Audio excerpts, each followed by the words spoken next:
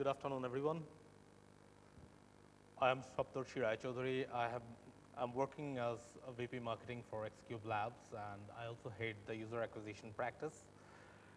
So we just had a phenomenal presentation by Jeffet, and he actually happened to cover quite a few of what I'm going to talk about. But let's see how it goes. So what I'm going to do is I'm going to talk about a few aspects of launch and then quickly dive into more details of user acquisition. So to start with, the first question, yeah, how many of you actually think that you can start off thinking about your marketing after you have built your product? I hope not many, because that's not the way it should be. You should ideally be thinking of marketing right from the time you start thinking about your product. So that's the first thing. Plan ahead, give it good time, plan well in advance. And then the next question, do you have a launch date? The reason I ask this is it's quite natural. We are putting in so much of effort to develop a game or an app, and then we want to get it out to the market as soon as the last line of code is written. But that's probably not the most effective way. At any app launch, for the launch to be effective, it's extremely important that all your marketing guns start firing at the same time. And for that to happen, it's important that you plan in advance, you have a specific launch date. If required, stage it with Apple, make sure all your press release and all your review requests are under embargo, where everything comes out at the same time, creates a big bang, and gives the maximum push for your game. So looking at launch, well, when we think of app marketing, we think of different channels. We think of PR, social media, reviews, advertising, all of this. We want to use all of them. Yes, we do. And it's important they work together and they work well. But I would say of these channels that I have here, ads are probably the ones that are going to be most effective if you're looking to get installs. Yes, PR is great. You are one of those apps that makes a huge PR buzz, you might get good number of installs, but that doesn't happen so often, and that doesn't happen with everyone. So ads are probably your best bet. Now, talking of PR, it's most important. One good thing about PR is like you have the maximum possibility of getting the most press coverage at your launch. A press kit is something, an app kit is something that almost every developer does. These are just some pointers that you can include in an app store. But what is more important to understand here is your app is important to you. For a journalist getting hundreds of app review requests and PR requests, it's just another app. So why is he going to talk about you? What's in it for him? So while you are making your pitch, talk about the app, but don't pitch your app, pitch the story. Make a story about it. Review, do your research about the journalists that you're going to pitch, the publication that you're going to pitch, understand what type of stories they cover, what type of stories that journalist in particular covers. Try to build a story around it, give him the backstory, what made you to create this game, what was the idea behind it, were there some funny challenges that you overcame with some really innovative technique. Give him something new to write about. He will be more interested. Of course, PR is a relationship game, so invest in building relations. You are at this conference, you go to so many conferences, meet press people, keep in touch, say hello. Invest in relationship. It might not pay you off today, but it will pay you off. Okay, now this is interesting. Every developer wants to be featured on the platforms, whether it's Play Store or Apple, and we all know what difference it makes. If you're featured, that does half the job. So what really works? How can you get featured? Yes, if you are a well-known IP, if you are a big brand, your work is easy. But what else? That doesn't happen with everyone. So the other factor that remains, here are some factors, but of them I would think there are two factors that play the most important role. One is your pre-launch PR coverage. So there are a lot of blogs, forums that do pre-release coverage. Try to get into them, try to get as much coverage as you can there, because it's a well-known fact that platform representatives also visit these platforms very frequently. They read those reviews, and if you are getting good coverage there, it basically means your game is on their radar even before you submit it. You get a favorable review there, they are going to take a look at it. It increases your chance. The other thing is try to use the latest technologies that these platforms are launching. Doing an app or a game, see if you can have it on Apple Watch, because the platforms do have their interest in promoting their new technology and platforms. So if your app or game is supporting it, there are high chances that they will also give it a push, try to put it on featured so that more people get to know it, use it, have fun with it. So continuing with that, if you are pitching for a featured app, make sure you pitch early. It's not like, okay, your app has been approved and you send an email. Try to reach out to them at least 3 to 4 weeks in advance. Again here, try to build relation, meet the reps, talk to them, exchange emails, understand what their requirements are, what are the things, get their feedback. See if you know, if you build up good relationship, if they can recommend your game. If not, worst case scenario, you can always submit your app through the app support system. And yeah, if you think your app is good, there's no reason to be shy. Just go ahead, shoot an email, request them to take a look. You never know. App review sites, well, reviews are good to have, but again, they don't drive installs. So don't break your head over them, and there are only few that makes difference. There are tons of websites on the web, so don't fret over them. Don't spend money on getting reviews. You would be better off spending that money on your advertising. So ads, yes, they're expensive, but they work, and with a caveat, if done right. So we will dive into the depth of doing advertising and user acquisition. But before that, here's a quick snapshot of what we are talking about launch.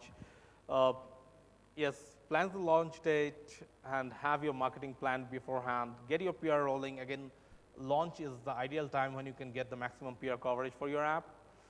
Invest in user acquisition. These points I will actually be diving in my later slides. Invest in user acquisition, mix your quality users with incented user, get volume with burst, and measure KPIs. So as I go deeper into the presentation, you will find relevance to all those points. So ads. So talking of user acquisition, whenever you are planning a campaign, like any business function, it's very important that you have clarity and you have a proper planning in place. How we do it is we try to create a list of questions that basically answers and give us clarity. So your list could be a little different from this. So this list is something that is very obvious, but again, depending on the game or the type of organization you are, your list could be a little different. So what type of users do you want? Who are your target audience? What type of networks you want to use? There are so many different types of networks. We'll go into that. What type of ad formats? Is there an audience base? Because we need to evaluate channels. So all these questions are there. Now, talking of advertising, yes, I heard a couple of questions on burst campaigns in my earlier session also. So it's a common question. Should I burst or should I not? Ideally, at launch, it works best if you can combine your burst campaign with a sustained quality user campaign. Why? We will see. So if you are doing a burst, you will go up. If you do it well, your ranking will improve, you will go up the chart. But then you do not have a follow-up quality user campaign, you do not have a consistent flow of users, you'll come down as fast as you went up. Now what happens is when you follow up your burst campaign with a consistent flow of quality users, that drop is minimized. you will still drop, you will still come down eventually. But it takes a lot of time to come down. And as long as you are up there, the advantage is for every incented useless user that you have driven to your app, you'll probably get one other quality user. So it basically maximizes, minimizes your eCPI and increases your retention rates and engagement metrics. So from the bus campaigns that we ran, so here are a few pointers that you might want to take a note of. So it depends largely on planning and timing, okay? And again, while planning a bus campaign, it's very difficult to run a bus campaign today depending on one network. The demand for install is so high, I don't think it's really possible to do it with just one network. So ideally, you should be planning it with multiple networks, have them in place, ready to fire, and stack them up. So one after the other, they should go, the flow should be consistent. Okay. Also, the other factor, the other way it helps is like, if you are advertising on the same network, after a certain point of time, your user base gets exhausted. They get tired of your creative, they know your app, it's a stale user base. You don't want to do that. So one network running, launch out the next, then the next, stack it up one after the other till you hit the top. Also, preferably run a non-instant quality user campaign at the same time. It really helps to average out your retention rate and engagement metrics. Because if you are pushing only instant users, your engagement metrics are going to be totally messed up. And last but not the least, if you decide to go bust, go all the way. Do your proper estimation, talk to multiple networks, have a very clear understanding of what type of budget commitments you need to do a bust. I'm not telling doing a bust is easy. It requires budget commitment, it requires a lot of resource commitment. So make sure you can do it, and do it only if you think you can do it. Else, don't do it, that's better. Because if you do it halfway, you will not get the expected results and you will burn out a lot of your advertising money. So when I look at user acquisition, the way I prefer to look at it as a function of wise targeting, more precise targeting, wise buying, and very effective and accurate measurement. So when we talk about targeting, we should ideally be using a mix of as many targeting metrics as possible to ensure that our targeting is as precise as possible. I understand that not all networks, not all platforms would have all the targeting features, but whatever you get, do the most of it. Talking of buying, how you buy your media will depend largely on what your campaign objectives are, at which stage of the campaign you are. I will go into the detail of those. And then finally, measurement, ensuring. So measurement has basically two aspects. So one is knowing how to measure, and if you have the necessary integration and systems in place to measure. And the next thing is to know what to measure. So talking of targeting, so I would look at targeting, I would start my targeting typically with my audience. Who are my audience? Whom do I want to target? So rather than theory, what we have here is an example from one of our games. So we built this game, Star Trek Trexels. It's a CBS IP. We worked with CBS to build this. So when we went on to market this, it was relatively easy for us. It was Star Trek at the end of the day, right? So we already had a huge fan base, and we know like if we take this game to Star Trek fans, most of them would like it. So our core base was Star Trek IP fans, but then we thought, like greedy people, we are never satisfied with whatever we have. So we wanted to see, okay, how can we get more users and more and more? So that's when we started thinking. So what did we do? We looked at Star Trek IP fans. Then we found out people who liked specific TV series about Star Trek. We found out people who are fans of specific Star Trek characters. Then there are some iconic Star Trek actors, George Takei, right? There are big fan base for these people. So we went for them.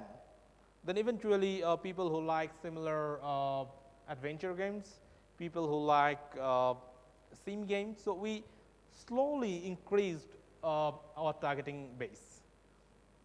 And what happened? And this actually related directly to the campaign performance. I'll show that to you eventually. So the other thing that we did is we also created lookalike audiences. So we saw, okay, Star Trek fans are working fine. We modeled them, and then we created lookalike for them and ran ads on those.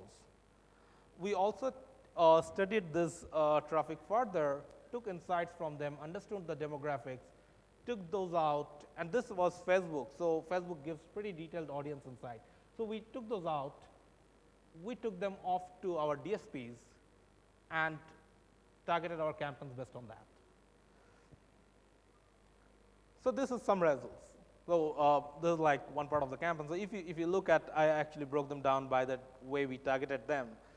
So you can see how the core Star Trek fan and Star Trek TV series fans were doing the best, whereas the more generic strategy sim games, similar games, which were more of the outer circles, there the performance is relatively lower.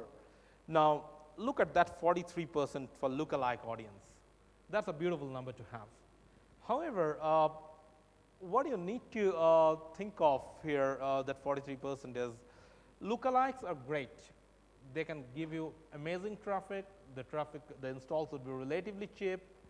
But then, in some cases, your lookalike traffic might not be as high quality as your core targeted traffic.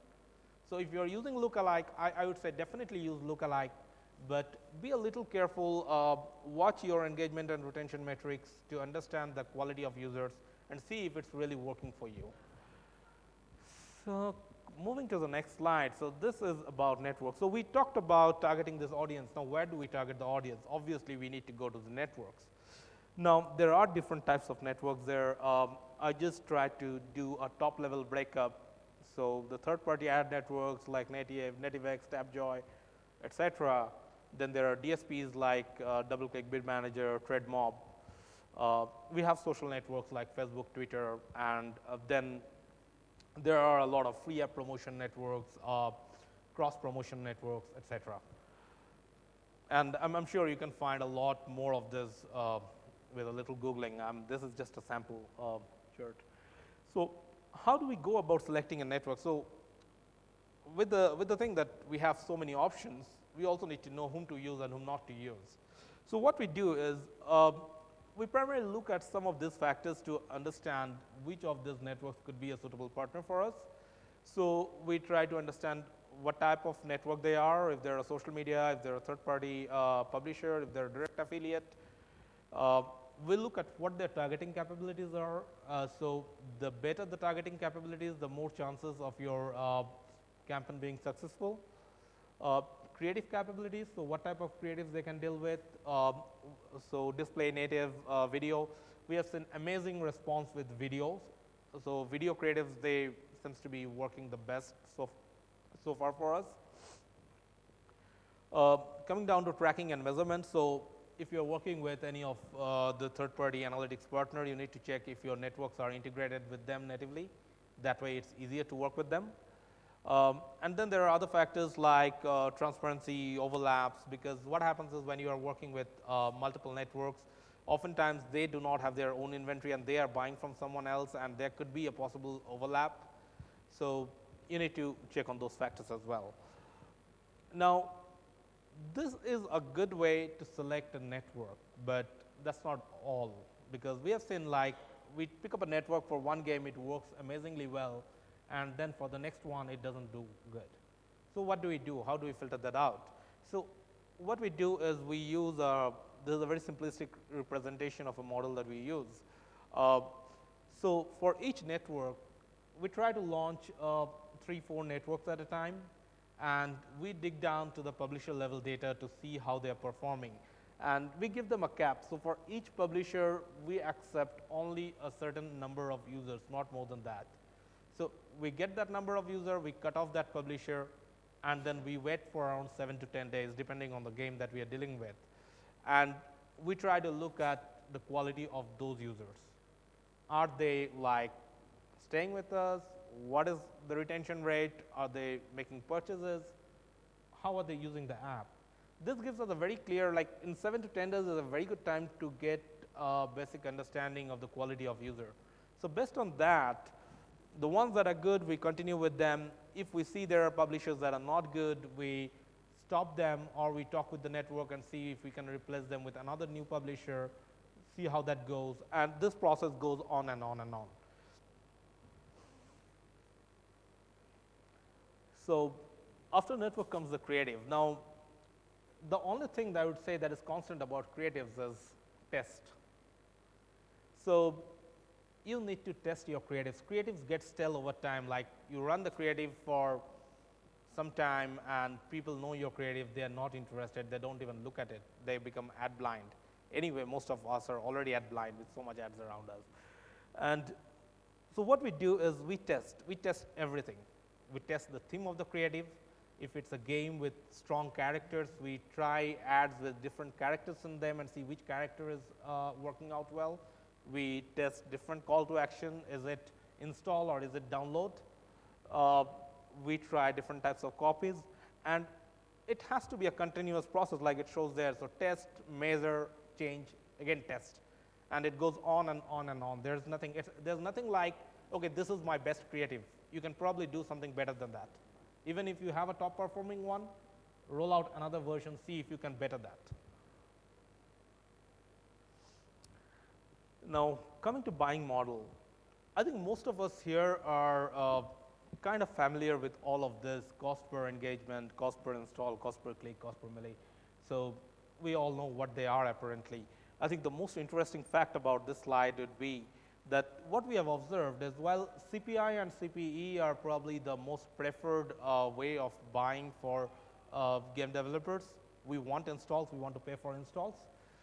We have seen like for a CPC campaign, if you are able to invest enough resource, time, and expertise into it and manage it well, a CPC campaign can at times be much more effective than a CPI campaign. The reason being, on a CPI campaign, oftentimes for most of the networks, their target is just to give you an install. And you have limited control over the type of inventory that is being catered to you. Whereas on a CPC campaign, you have a much stronger hold on the inventory, on the targeting, and the quality of user that you get is oftentimes much more better than what you would ideally get on CPI.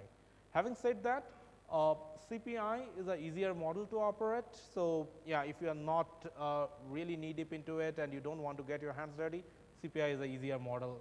You negotiate, okay, this much I pay per install, go ahead, run the campaign.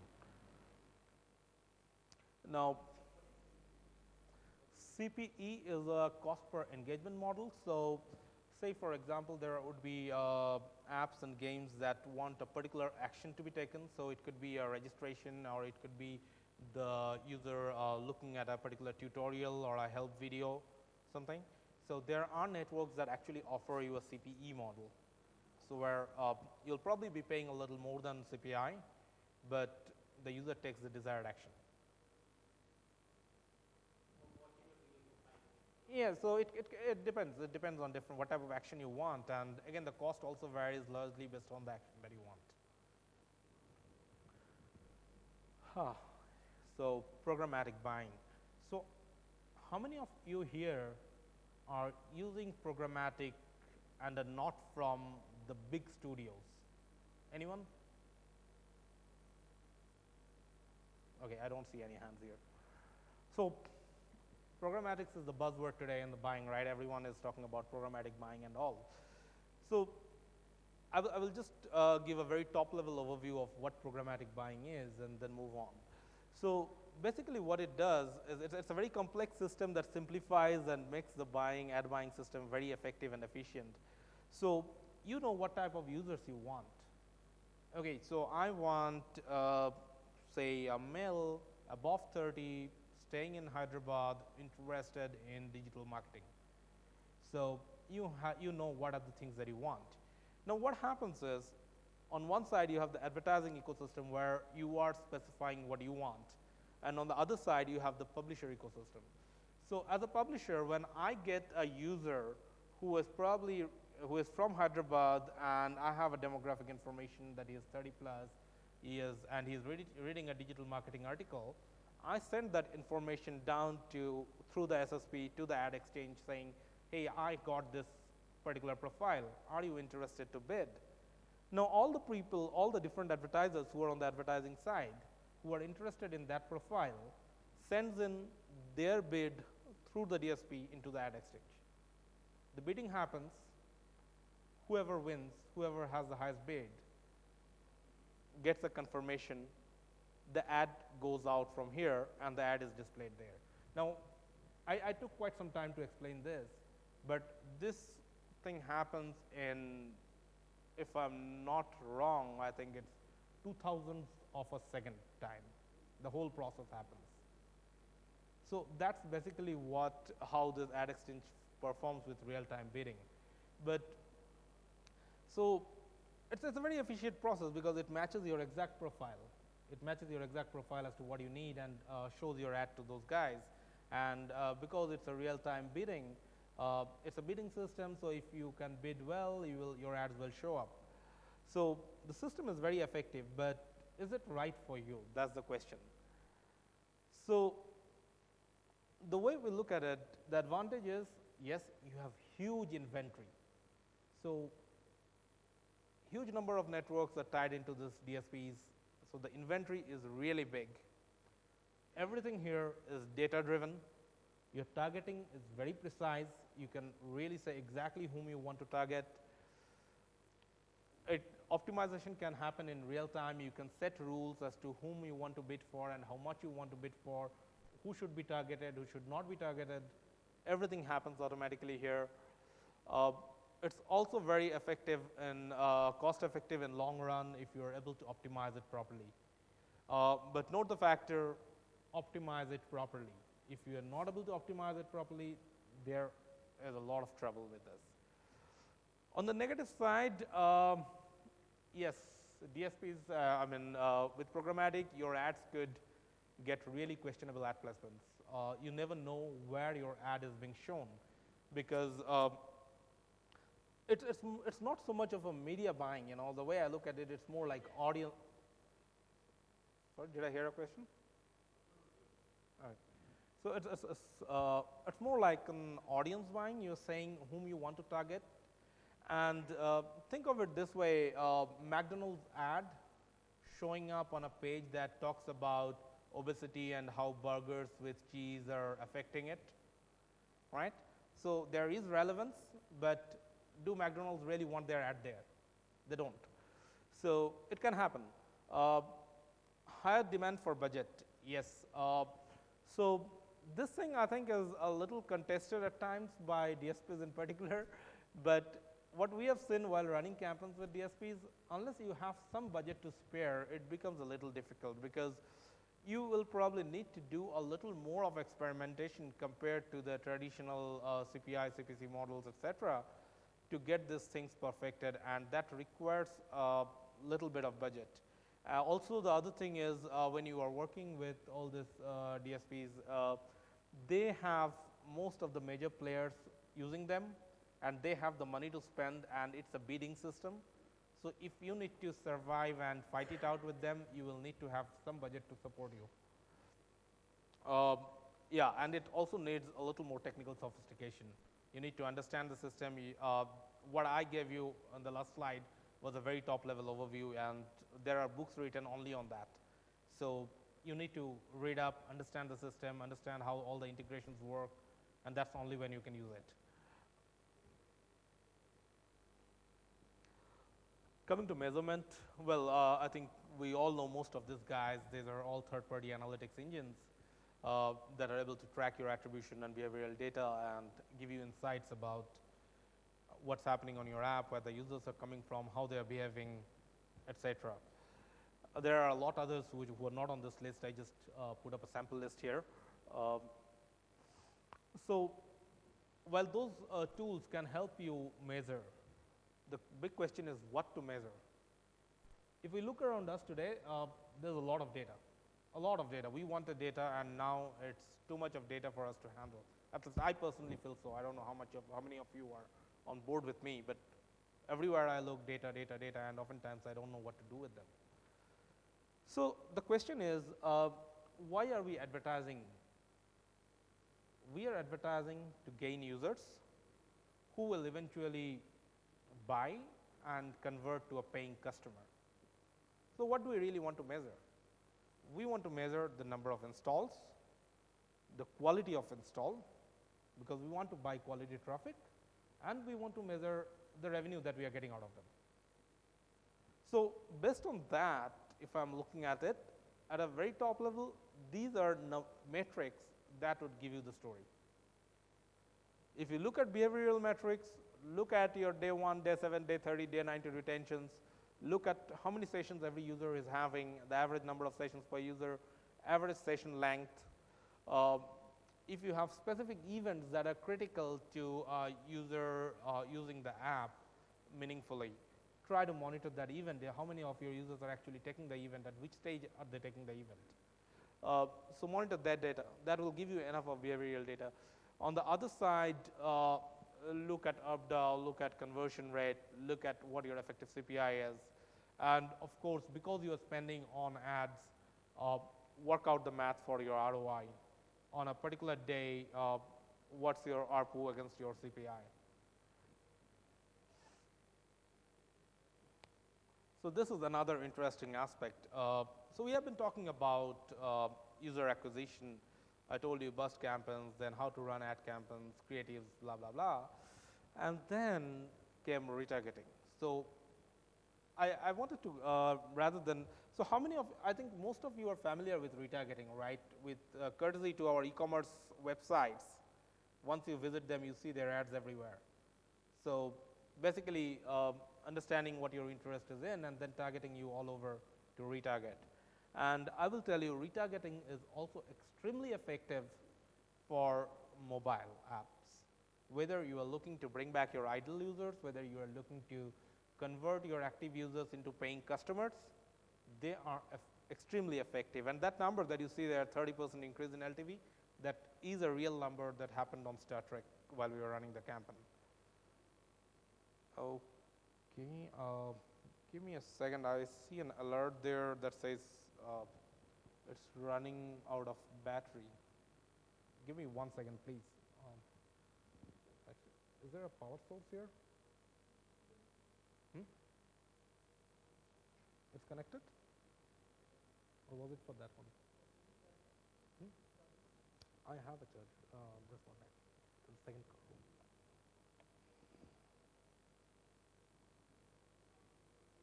To run out very quick.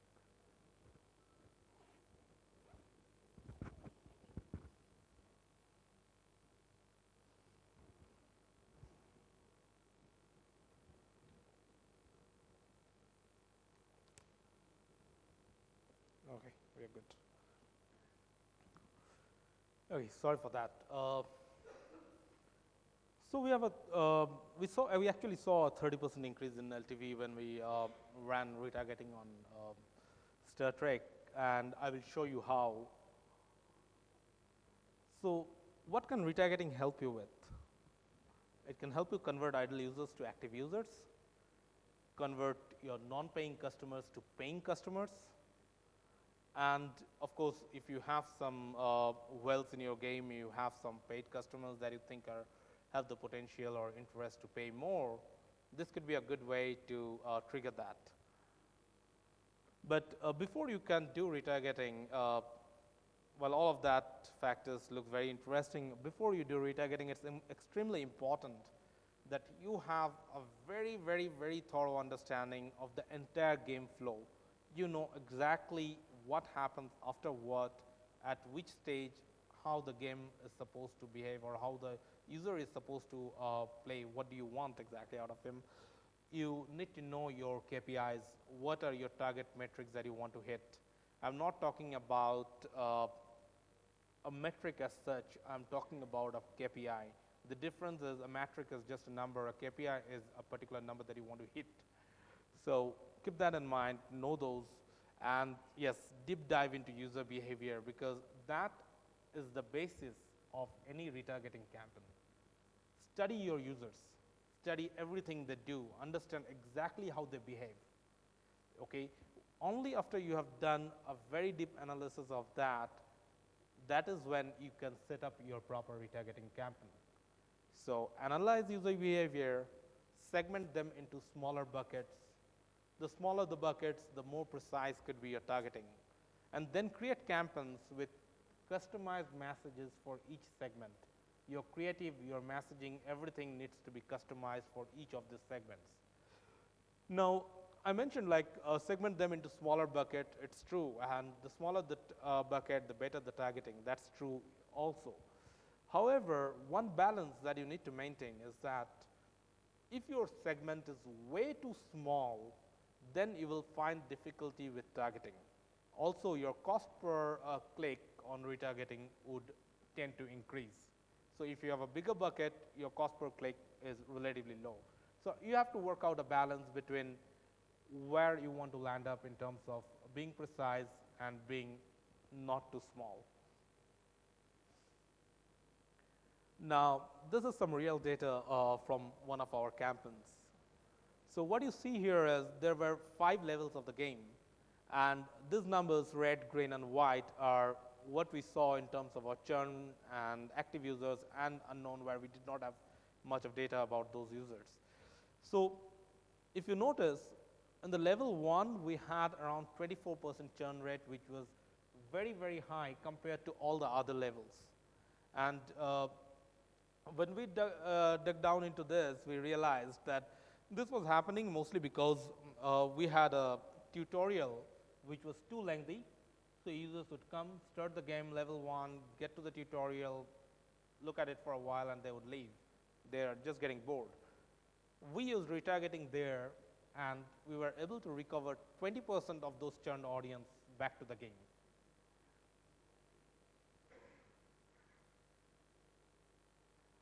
So this is another simple diagram that shows how the thought process or how we typically map up retargeting. Of course, it could be much more complex than this. So we have our total user base. What we are looking at it, whether the person has made a purchase or not. Okay, if he has not made the purchase, which version of the game is he using? Is he on the old version, or has he updated the latest version? Now, if he is on the old version, we are giving him we are retargeting him with ads saying, okay, download the new version. There are this new content. There could be this free game coins that you can use, blah, blah, blah. Whereas on the people who are on the latest version, they have not made an in-app purchase. What we are saying to them is, okay, you make this in-app purchase. This is the top selling product, ideal for your gameplay, and we will give you so-and-so discount. So what we are trying to do is bring them on from the no side to the yes side there. Then there are people who are already on the yes side, who have already made a purchase. Here again, the play is more on content and discount, because these people have already spent money with us once. So we know they love us, they are kind of hooked on to us. So here it's all about giving them offers that would really mean a difference for them and where they would actually want to buy.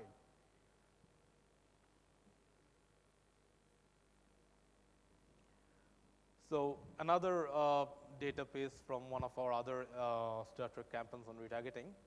So if you look, we are targeting a base of 73,200. Ads reached percentage is 50.22. So I'll move on to the next slide where you'll see. So one of the major challenges with retargeting actually is the reach. You can never reach 100% of your audience. That never happens. Even if you are using multiple networks, you never reach 100% of your audience. So you are able to reach only a small percentage. So you need to work out as to how many networks you can use, what type of IDs do you have for your users. The more IDs that you have, the more networks that you use, the wider is your reach. So in this case, we reached around 50%, a very nominal CPC, spent a very nominal amount of money. And there you see the actual in-app purchase return that we met. It's a fantastic conversion. And the only reason I'm sharing all this data with you is just to illustrate the power of retargeting, because even me personally, like when I look at retargeting ads all the time, At times we felt, again. But then the thing is, like from a marketer standpoint, this is amazingly effective. Use it. Now, how do you retarget? Yes, you can definitely send out push notifications to your existing audience. You know them. You have your game is on their mobile. You can push notifications to them, and at no cost, because retargeting, even though the cost is nominal, there is a cost, and push notification, it doesn't cost you.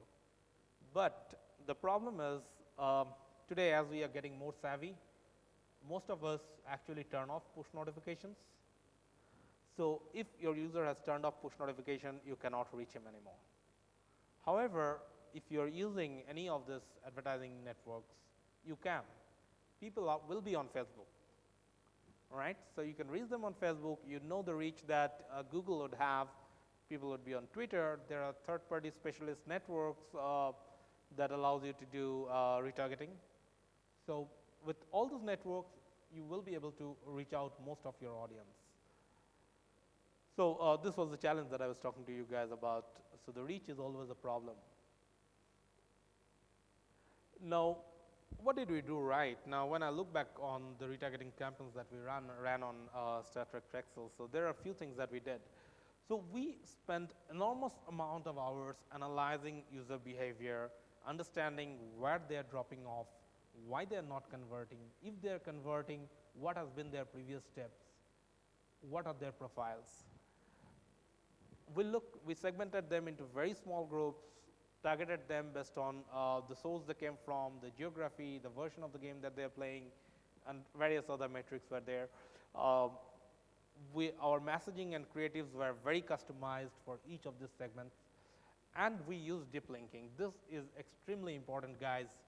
If you are doing retargeting, use deep linking, because without deep linking, what happens is a person clicks on your ad, he opens up, the app opens up, and he comes to the app home screen.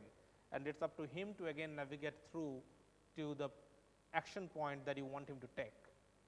But with deep linking, what happens is he clicks on the ad, he gets the screen where he can actually take the action you want him to take. Your conversion rate will drastically improve.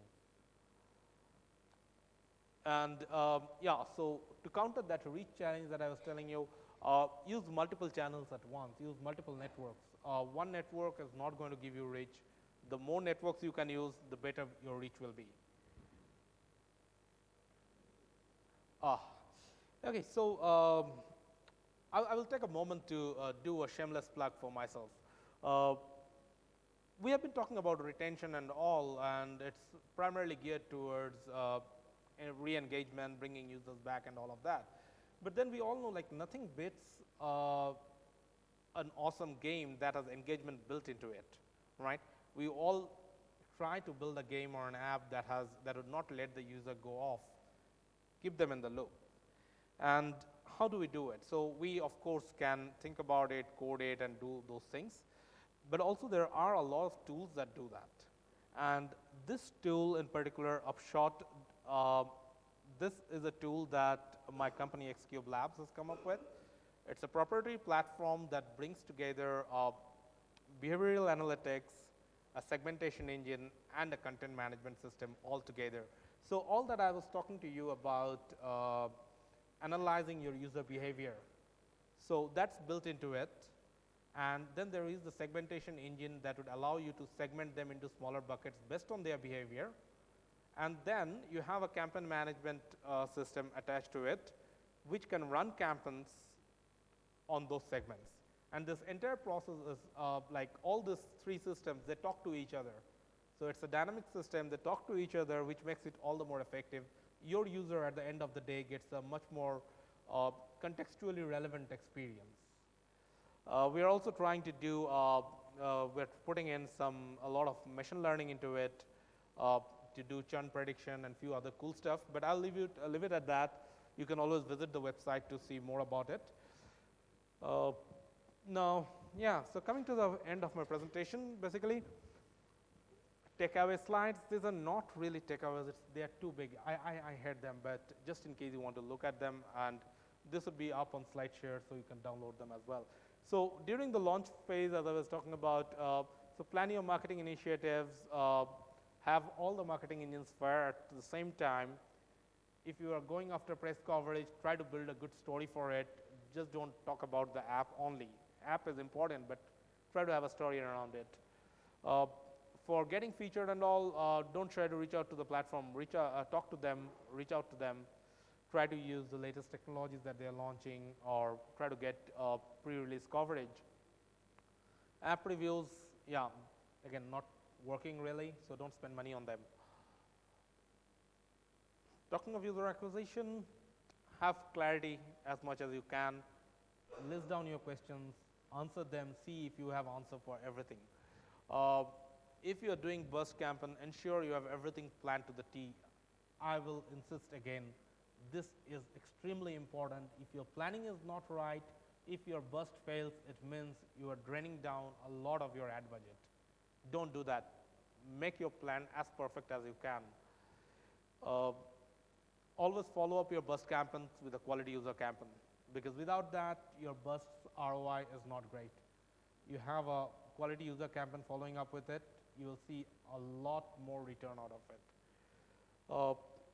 Optimize everything, network, audience, creative, bids, every aspect of your campaign can be optimized. Okay, validate network, don't blindly go, okay, someone says this network is good, I go and run campaigns with them. There are, of course, market leaders that we know will work, but even after that, it's important you test, because what happens is we have seen multiple times, some amazing network have worked with multiple apps, one particular app, it really doesn't deliver. So make sure you test it every time you run a campaign. Test creatives and test some more, yeah, that's the only thing, test, and more test. Buy wisely, programmatic, again, a warning, it's great if you can use it properly, but not always, so make a wise decision, see if you have the capabilities to use programmatic, if you have a need to use programmatic, if you want to do that scale.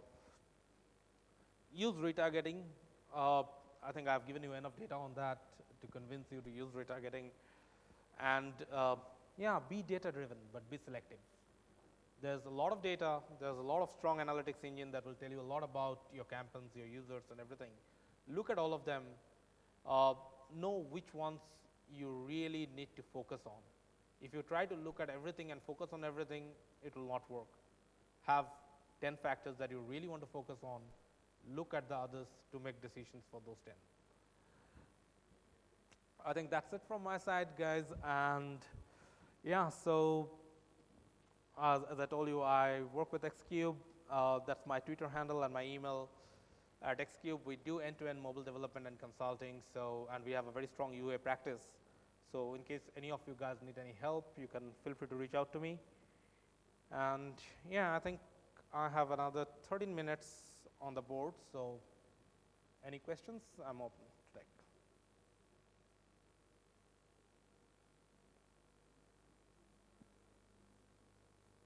Yeah. Sorry?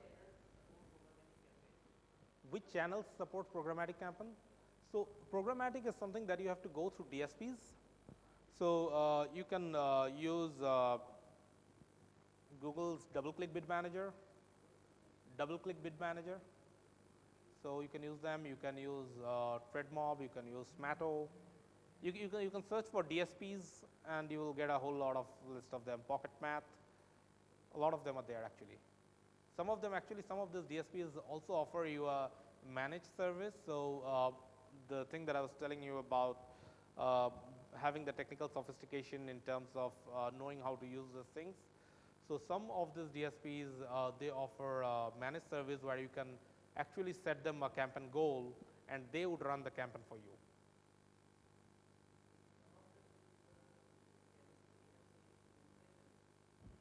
You have seen impressions. Impressions, and how does it link to eCPM? So what is your buying model? Like, how are you buying? CPI, CPC, CPM? How do you want to buy? eCPM. You want to buy on eCPM? No, I have my own app, and You have your own? and I earn from ads. You earn from ads. Okay. So it's in different apps the ECPM is very different. So I just wanted to know how the impressions. Yeah, so I think your question is more from a publisher side. Yes. So see, ECPM, it will again vary based on what type of ads are being served to you, what type of audience you are getting. So that way it varies widely. So Yeah, but actually impressions are in some apps that though the impressions are much better, but the ECPM is very low. yeah, so ECPM is it will effectively average out, right?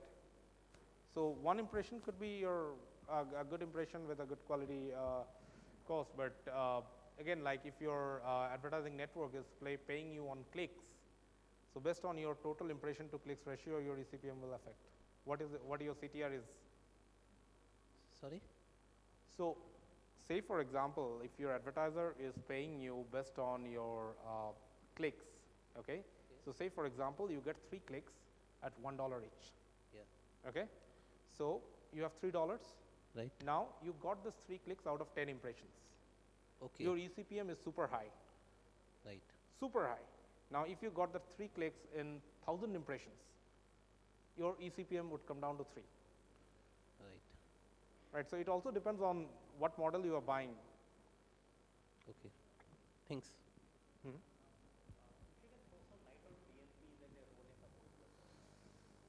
Data management platform. So DMPs, I would think DMPs are good in the sense, what do I tell you? So see, the whole system of programmatic buying as such, if you look at it today, it's probably flourishing because of DMPs. Right. So the key offering that they have, why would I go for a programmatic platform? It's because of so much of user data that I have with me available. And who would give me that other than the DMPs? So I think it's a foundation stone there that you really need to have.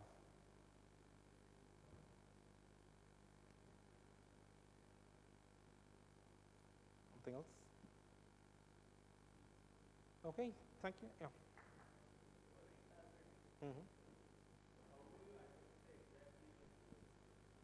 How do you identify exactly your users?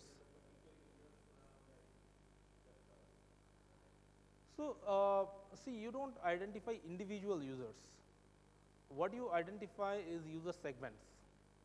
So you can say, okay, people who have been playing my game for last 10 days and are still stuck at level 2 has not been able to proceed to level 3. So your analytics engine will tell you that. It's very easy to understand. And then you can probably, so okay, that guy is stuck at level 2 for 10 days and he has not been able to move up. So there is a chance that he is frustrated and he will leave your game. So give him some extra coins or some power-ups or something that will help him move up to level 3. So that's exactly about user behavior, the one that I was stressing on. So the more closely you know your game and you study your audience behavior, you'll be able to model out these segments. Right? Tom? Okay, thank you guys. Thank you for attending the session. Thank you. Oh, thank you. Thank you. Thanks a lot.